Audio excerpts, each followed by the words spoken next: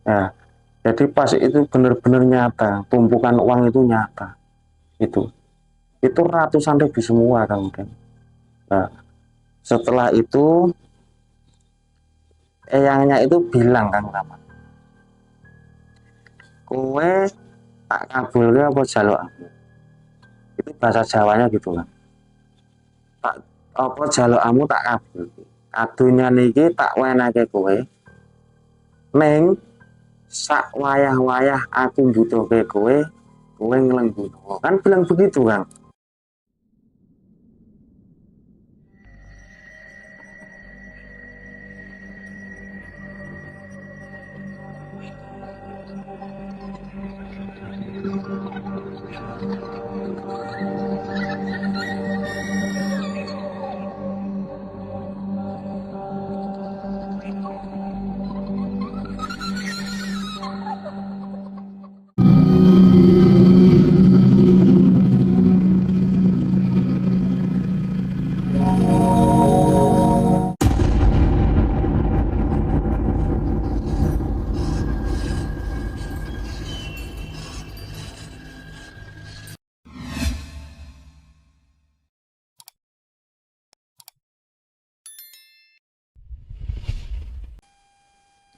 Iya, jadi gini Kang Udeng.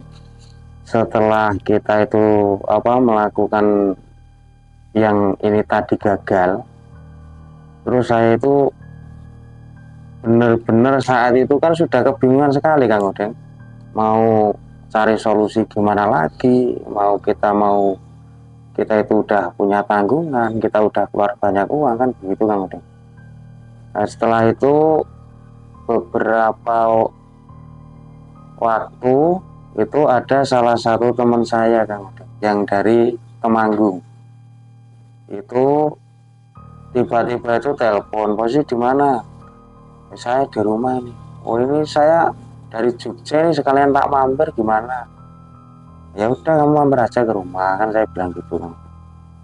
Setelah teman saya itu datang ke rumah, dia menceritakan katanya ada jalan pinjam uang goib.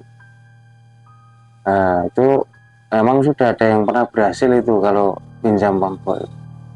Banyak yang sudah berhasil. Itu tempatnya itu di Kedu. Kalau kamu nggak percaya langsung tak temuin sama kuncinya kan bilang gitu. Setelah itu kita bikin janji kan udah kurang lebih ya 2 harian. Saya telepon teman saya itu tadi. Gimana ini udah tak pikir saya siap maju sendiri. Tapi kan saya sudah bilang sama teman saya itu Kang, kalau saya itu sebenarnya orangnya penakut. Kalau ritual di gunung, di gua itu saya nggak berani kan. Udah itu nanti di rumah kata teman saya kan begitu kan. Setelah itu kita janjian, saya dijemput di alun-alun Temanggung Kang Ben. Di alun-alun Temanggung kita dijemput, kita diajak ke tempat kuncen yang di Kedu itu tadi Kang Ben. Kedu itu daerah mana? Ya Temanggung kan. Oh, Kedu itu daerah Temanggung, ya Temanggung Kedu. Berdua ya sama temennya? Sama teman saya itu berdua. Siapa namanya temennya? Saat itu nama saya teman saya Rudi sama Mas Rudi. Setelah itu Kang Udeng kita sampai ke tempat kuncinya kan, kuncinya baru keluar. Kuncinya baru keluar, kita nunggu ya kurang lebih sekitar 2 jaman. Itu baru datang itu Pak kuncinya itu, Mbah kuncinya. Setelah datang, saya bilang assalamualaikum Mbah. Waalaikumsalam, ayo masuk Kang Udeng. Terus kita mengutarakan keadaan kita gitu loh Kang, kalau saat ini kondisi ekonomi baru terpuruk, posisi banyak-banyak tagihan hutang kan begitu Kang. Terus sama kuncinya itu lah memang mau langkah apa yang mau diambil kan seperti itu Kang. Terus teman saya tadi si Rudi itu tadi menyampaikan ke kuncinya itu Kang Deng, ini Mbak, teman saya itu saat ini benar-benar baru kesulitan sekali. Tolong seperti saudara saya yang kemarin yang sudah berhasil di sini, yang sejenis pinjam uang gaib kan seperti itu kan. Nah setelah itu dibilangkan ke kuncenya itu kalau saya itu orangnya penakut, itu dibilangkan enggak, kamu enggak diritualkan di gunung maupun di kuburan, itu enggak. Nanti cukup kamu siapkan kamar kosong, kan seperti itu Kang. Kamu cukup siapkan rumah kamu sendiri, enggak apa-apa, yang penting salah satu kamar ada yang dikosongkan, kan seperti itu. Setelah itu kita suruh beli ubur rampe Kang. Ya ada apel jin, ya ada seperti sesajen-sajen lainnya, seperti dupa lah, seperti minyak, seperti bubur, terus kopi pahit, kopi manis, kan seperti itu Kang yang perlu disiapkan.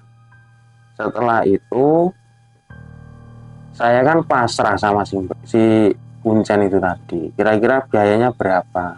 Nah, saya bilang kalau untuk biaya ritual itu, kalau nitip di sini kurang lebih nanti selesai semua 3,5 juta, kan bilangnya gitu kan. Nah saat itu juga saya kan minta tolong sama teman saya suruh transfer saat itu juga kan. Saya ditransfer 3,5 juta itu, tak ambilkan ke ATM itu. Tak ambilkan, uang tak serahkan Mbah Kuncennya, itu saya disuruh pulang dulu kan. Saya disuruh pulang dulu. Nanti kalau perlengkapan yang dari sini sudah lengkap, nanti kamu tak hubungi, nanti kamu datang ke sini lagi. Setelah itu nanti baru kamu melakukan ritual. Nah, terus saya pulang dulu kan. Nah, singkat ceritanya, kuncen itu telepon sama teman saya Rudi itu. Kalau saya itu nanti sore suruh datang ke rumah kuncennya, kan bilang. Setelah saya sore disuruh datang, saya datang Kang sore itu Kang ke rumah kuncen. Itu nunjukin Kang peralatannya seperti minyak, seperti apel jin, seperti itu udah lengkap itu di situ. Terus setelah itu saya suruh mencatat nama saya, tanggal lahir weton saya, terus nama ibu kandung saya, terus nama orang tua saya, bapak saya. Nah itu anehnya begini Kang. Setelah dia itu meminta nama saya, minta nama orang tua saya, bapak ibu saya, dia itu bawa plastik bening itu loh Kang, kecil lah gitu plastiknya. Itu plastik itu cuma didoain Kang, cuma didoain, setiap nyebut nama saya ditiupkan ke plastik itu. Terus nyebut nama orang tua saya ditiupkan ke situ. Itu tiba-tiba itu plastik yang kosong itu tiba-tiba keisi air sendiri, tapi air katanya dari air laut kan seperti itu. Setelah itu Kang Udeng, kuncenya bilang kalau ini sudah ada contohnya, insya Allah kamu sukses, kan bilang gitu. Setelah itu saya suruh menyiapkan tempat kamar kosong di rumah. Terus air ini tadi Kang, air yang tiba-tiba datang itu tadi, itu suruh naruh di kendi tempat tadi itu loh Kang. Nah itu suruh masukin di situ. Terus ubur rampe yang dari kuncenya itu suruh saya bawa. Terus saya masih suruh beli bunga sama buah sama itu. Terus di rumah suruh buatin kopi pahit 1, kopi manis 1, susu putih 1, sama teh tuh, sama degan hijau kan tuh. Kalau dupa itu ada 3 warna itu dupanya itu. Dupa yang panjang, terus dupa yang kayak lilin itu, terus yang satu itu kotak kan, ada yang warnanya merah itu dupanya itu. Nah setelah itu saya suruh langsung pulang, pokoknya kamu peralatan ini nanti kamu harus bisa, nggak bisa jangan lewat dari jam 9 malam. Sampai rumah ya? Iya sampai rumah. Itu saya harus beli kayak itunya tadi Kang, kekurangannya itu tadi seperti buah, seperti bunga itu tadi. Nah setelah itu saya bergegas Kang.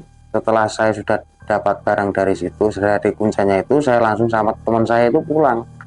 sambil di jalan itu beli perlengkapan itu tadi kan. Sesampainya di rumah, teman saya kan nganter saya sampai rumah itu kan, teman saya itu. Terus saya suruh beli kopi, kebetulan di rumah itu nggak ada kopi ya. Saya suruh beli kopi sama susu putih sekalian. Nah kita buat, saya buat, kita sampai rumah itu sekitar jam setengah 8-an itu kan. Itu udah perlengkapan sesajen-sajen udah komplit. Kan saya suruh masuk jam 9 malam kan. Jam 9 malam itu suruh masuk sendiri saya. Di rumah panjenengan Iya, di rumah saya sendiri kan. yang dikosongkan. Saya kan sudah menyiapkan kamar kosong itu kan. Apa sebelumnya kan sudah ditelepon suruh menyiapkan gitu. Itu sudah saya siapkan. Setelah itu saya bilang sama Rudi, ya wes Rud, ini saya tak ritual doain saja malam ini saya selesai. Siap, ya udah kalau gitu saya doakan ini saya tak pamit pulang dulu. Nah setelah itu saya nata-nata itu, saya tata semua ubur rampenya, terus perlengkapannya sudah saya komplitin semua. Jam 9 malam saya maju ritual kan. Itu suruh nyumet lilin yang warna merah itu, terus dupa, terus kita dikasih amalan kan dari kuncinya itu. Jadi kalau ke alam sana itu kalau malam itu kalau nyebutnya itu nggak boleh malam kan, tapi siang, diganti siang, seperti itu amalannya itu. Nah setelah itu kita itu melakukan ritual kan, itu kurang lebih sekitar jam 11 malam kan. Itu datang, tapi wujud saya sendiri Kang itu kan saat itu kan. Bener-bener wujud saya sendiri. Jadi di depan saya itu wujud saya sendiri. Nah, itu saya mau ngomong itu nggak bisa Kang. Saya mau ngomong nggak bisa dan dia juga nggak bicara sama saya itu enggak. Nah, setelah itu hilang.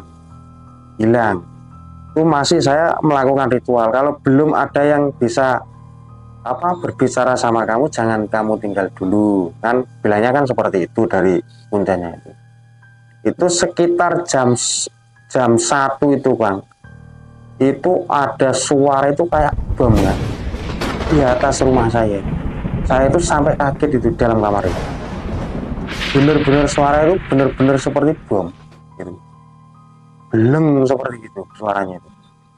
Nah, setelah itu kurang lebih sekitar jam 2 malam itu ada yang datang lagi Kang.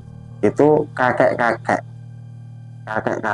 pakai jubah pakai ikat kepala itu bilang sama saya, kowe ngopo jeluk aku kan, bilang gitu. Saya bilang kan saat itu gini ya, saya benar-benar saat ini benar-benar saya kepepet. Saya minta tolong sama Eyang, tolonglah bantulah saya. Kondisi saya benar-benar saat ini benar-benar terjepit. Saya benar-benar minta tolong sama Eyang, tolong saya dikasih uang yang bisa digunakan di alam saya. Kan saya bilang begitu kan.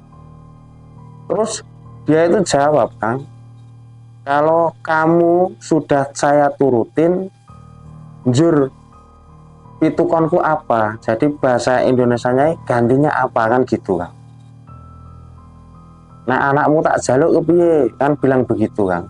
Saya nggak boleh minta lagi istri saya kan, saya juga nggak boleh kan saat itu kan.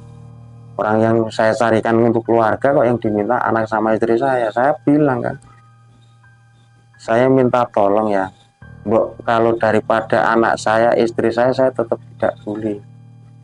Tetap saya kalau yang menghendaki saya siap saya sendiri kan, saya bilang seperti itu Kang saat itu. Nah itu jawabannya itu seperti bentak itu loh Kang, seperti emosi saya tuh si yang datang itu. Ya wes nek karepmu nek jalukmu temonono aku neng neptumu, neng aja lali gawakno pitik walik sak judu kan, bilang gitu Kang. Nah saat itu dia menghilang kan, sampai saya masih nunggu itu Kang, saya bertahan ritual itu sampai pagi itu nggak ada yang datang lagi.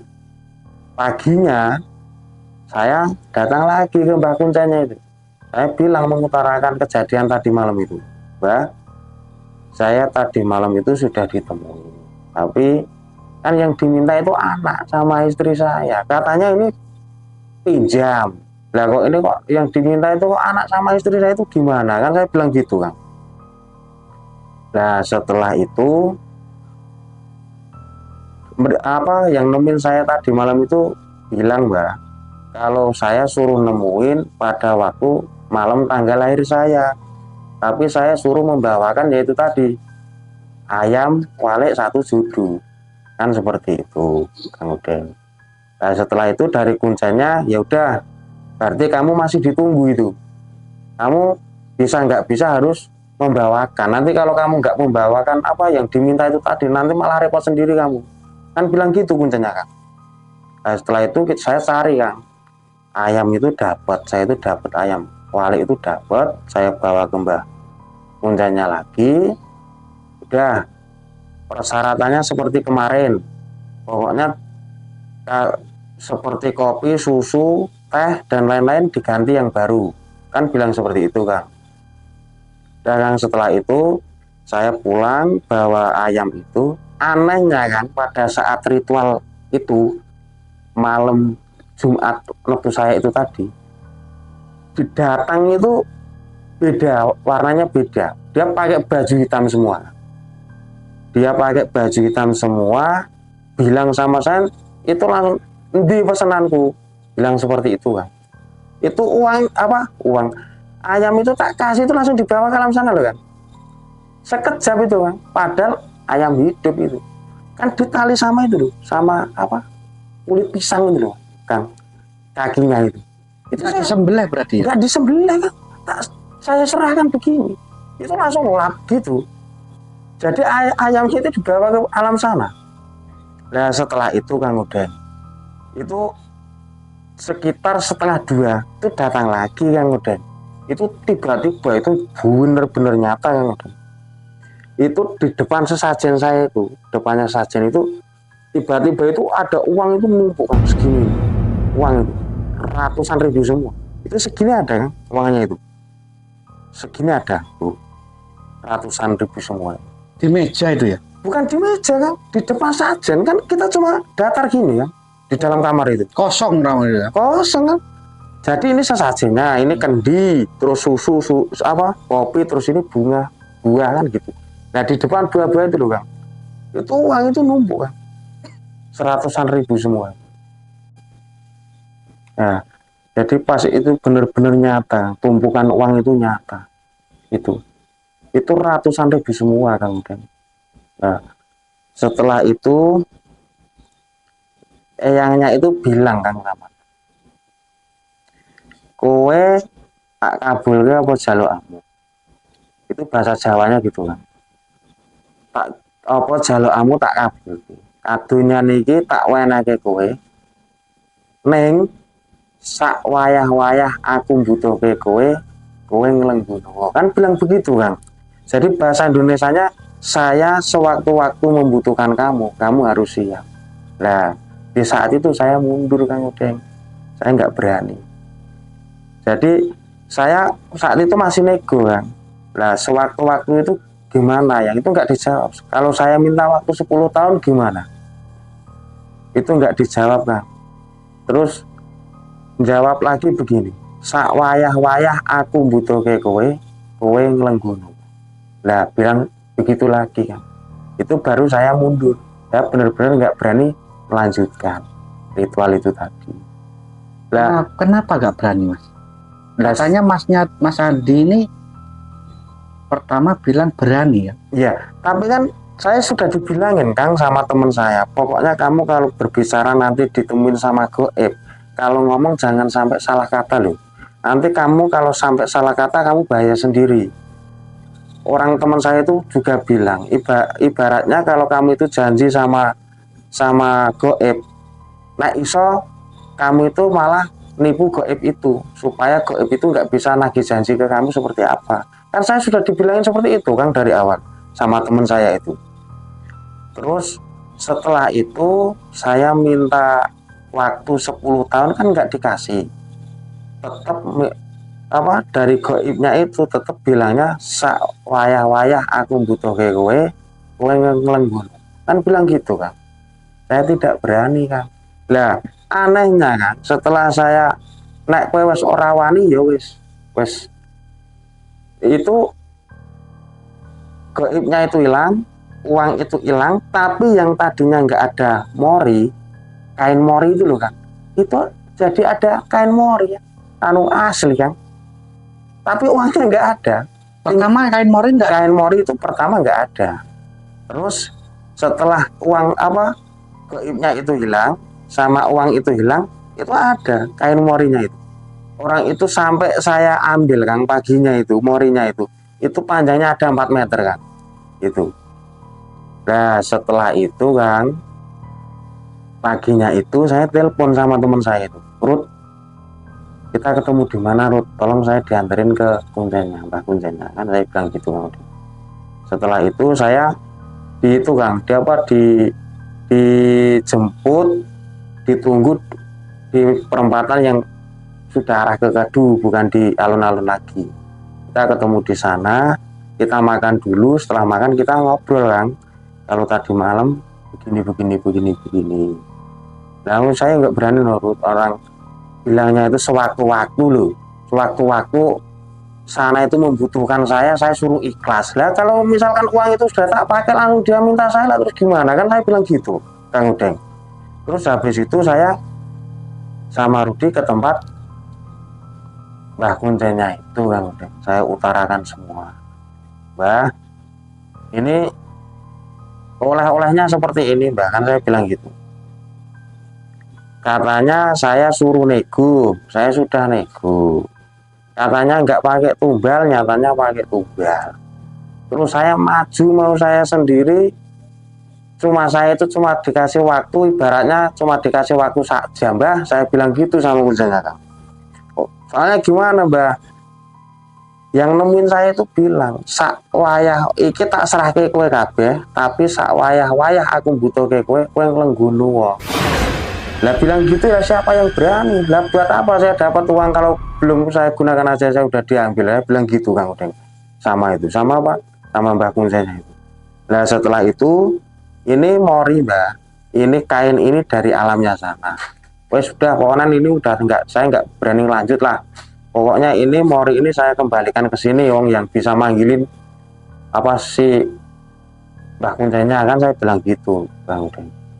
Terus Mbah kuncenya itu bilang ya udah kalau kamu memang nggak berani ya udah lah, memang goib itu ya seperti itu yang diminta kan, bilangnya gitu.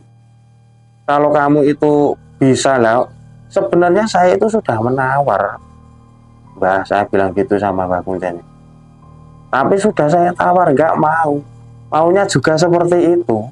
Kalau masalah dia mau ngasih uang itu banyak sekali. Mbak Kuncan itu apa uang yang ditunjukin di depan saya itu banyak sekali.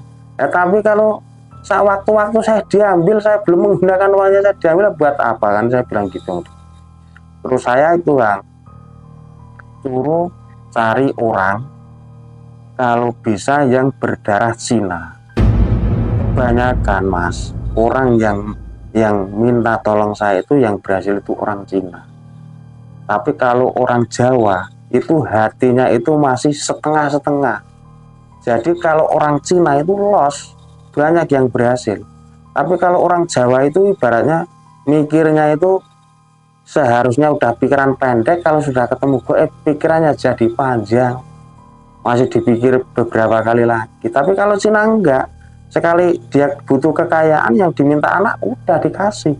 Seperti itu Kang Udeng yang saya di Kedu itu. Ya, saya terangkan sedikit ya dari kisah Mas Asti yang kedua ini.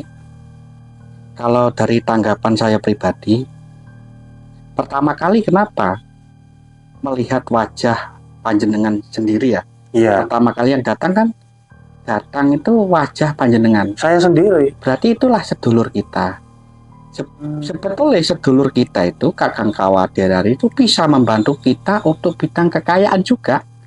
Cuma dia nggak bisa ngomong karena panjenengan mungkin mulai lahir sampai sekarang nggak pernah nguri-nguri, nggak pernah tirakat, nggak pernah diuri-uri lah ya. Iya. Nah berarti dia mau ngasih kode untuk kita. Saya lo bisa. Saya lo mampu untuk mengayakan pancar kamu sendiri. Nah, dari situ makanya sampan ketemu itu nggak ngomong. Yang datang berarti yang sosok baju putih itu ya sebagai penasihat di alam sana. Dia yang membagikan mana yang mau membantu saudara Adi ini. Iya, iya. Lalu yang datang yang baju hitam. Baju hitam. Kalau baju hitam yang datang semua hitam, dipastikanlah nggak panjang. Kalau yang pakai semuanya hitam, dipastikan uang itu sudah dilandasi dengan kain kafan. Sebetulnya sampai lihat itu di bawah di bawah uang itu sudah ada kainnya. Tapi kalau sampai sudah terima, uangnya nggak apa-apa. Sewaktu-waktu saya diminta, saya udah ikhlas. Berarti uang itu bisa digunakan. Nanti wujud morinya sudah kelihatan. Jadi sampai gunakan, tapi harus diingat. Sewaktu-waktu berarti sehendaknya yang gaibnya. Iya. Gaibnya minta sekarang ya sekarang karena sudah dipersiapkan kain morinya gitu Mas Adi. Karena sampai menolak berarti kain tadi tidak boleh dibawa lagi. Itu ada hukumnya di alam portal kedua. Kenapa kalau uang bisa dibawa lagi ke alamnya iya, tapi kalau benda itu tak bisa kalau sudah ditohirkan ke alam manusia. Tapi kalau uang harta itu masih bisa ditarik kembali. Ya untunglah Mas Adi bisa hidup, bisa bernapas sampai sekarang. Alhamdulillah. Karena apa? Kalau sampai itu bilang iya, berarti biasanya durasi itu paling lama 1 bulan. Paling lama ya. Biasanya antara itulah saya melihat dari teman-teman kita itu biasanya antara 1 bulan atau 41 hari, berarti kita tiba-tiba meninggal. Tapi apa bisa langsung meninggal? Nggak mungkin. Selama uang itu belum digunakan. Kalau uang itu digunakan untuk beli makanan, kita memakan dari darah daging kita, itulah terjadi. Kalau makan sekarang apa bisa dari darah daging? Belum. Makanan tadi masih memproses gitu loh. Makanya 1 bulan sampai 41 hari, berarti apa yang kita makan dari hasil itu, itulah bisa diambil lah ya. Iya. Ya syukurlah Mas Adi ya. Makanya saya ingatkan lagi, semua itu penuh risiko. Makanya kalau bisa jangan main-main di bidang pesugihan kalau benar-benar kamu itu masih bimbang, masih ragu. Makanya kalau hitam-hitam sekali Anda jangan memikirkan belas kasih sayang apa di hati itu dimatikan. Rasa-rasa iba, rasa kasihan, hitam dah. Hitam itu pekat dah. Sekali putih jangan memikirkan yang hitam. Nggak ada namanya pesugihan itu yang enak. Kalau bisa kita itu jangan memikirkan ngarah ke situ ya. Ya itulah sobat kisah dari Mas Adi. Kita mengambil hikmahnya ya. Ya kalau bisa saudaraku semua dimanapun Anda berada, saya ingatkan kalau bisa biarpun keadaan kita itu di titik nol ya, keadaan kita sudah berat menjalani hidup ini, diuji dengan ekonomi, tapi kita harus patut menyukuri hidup ini. Kita masih diberi kesehatan, masih bisa bergerak, masih bisa merasakan namanya makanan yang enak daripada yang lain. Orang sakit itu kalau diuji dengan kesehatan, Masya Allah, orang itu sudah gak mengira duniawi karena badannya nggak pernah sehat. Ya alhamdulillah sekarang Mas Adi itu biarpun diuji dengan ekonomi, tapi badannya diparingi sehat. Alhamdulillah. Paringi sehat. Dari situ rezeki yang paling utama itu ya menurut saya ya kesehatan. Iya. Kesehatan itu rezeki yang paling utama. Ya itu sobat ya.